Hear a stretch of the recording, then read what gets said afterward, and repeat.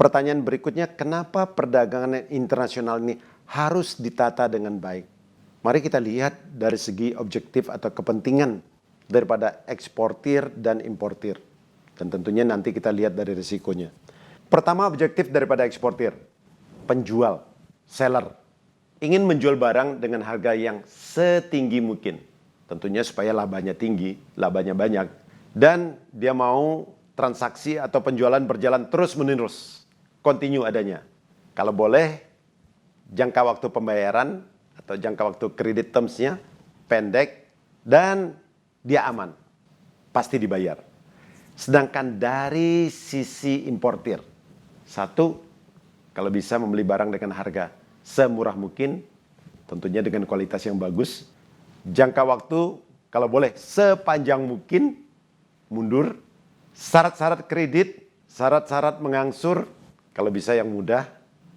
Dan mendapatkan barang sesuai dengan kualitas yang dipesan. Dengan kata lain, kalau bisa barang yang bagus atau bahkan lebih bagus dari yang diinginkan.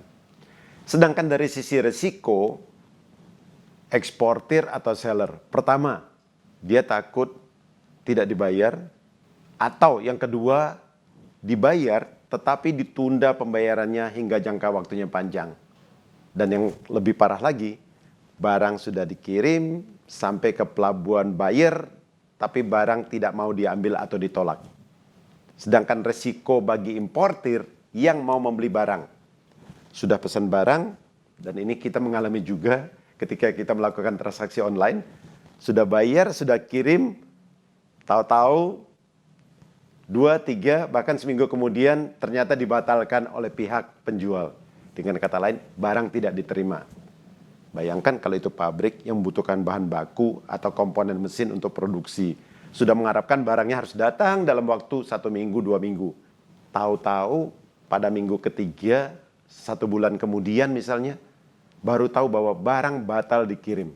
Apa yang terjadi dengan proses produksinya? Apa yang terjadi dengan bisnisnya? Sangat bahaya. Kemudian bisa terjadi mungkin penerimanya tertunda, entah karena pembuatan barang tertunda atau pengirimannya yang tertunda. Dan yang sering terjadi juga, barang yang diterima tidak sesuai dengan apa yang dipesan. Sehingga ketika barang tersebut datang, tidak bisa dipakai untuk proses produksi, atau komponen mesinnya datang, tidak cocok untuk mesin yang ada sekarang. Semua objektif dan risiko tersebut harus diakomodasi, harus diatasi. Karenanya nanti akan kita bahas dalam suatu persetujuan dari kedua belah pihak yang dituangkan ke dalam sales contract. Jadi mengingat risiko dan perbedaan kepentingan antara eksportir dan importir, maka ICC, International Chambers of Commerce, menciptakan suatu aturan-aturan atau guidance yang bisa diikuti, yang membantu memperlancar transaksi perdagangan internasional ini. Adapun guidance atau rules yang dibikin ada 3. Pertama, sales contract guideline. Apa isi daripada sales contract? Dan tentunya kita akan membahas lebih panjang tentang sales contract ini setelah kita membahas topik ini.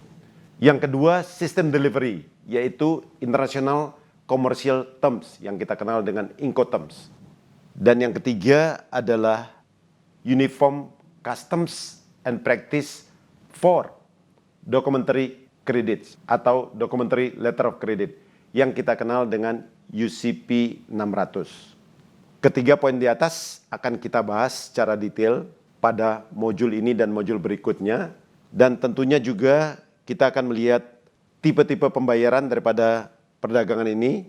Dan yang cukup penting bagi kita sebagai Credit Marketing Officer, sebagai Bank Officer, produk bank apa saja yang bisa kita tawarkan, yang bisa kita susun, yang bisa kita evaluasi, yang memberikan keuntungan kepada bank kita, baik kepada importir yang mengimpor barang maupun kepada eksportir yang mengirim barang-barangnya.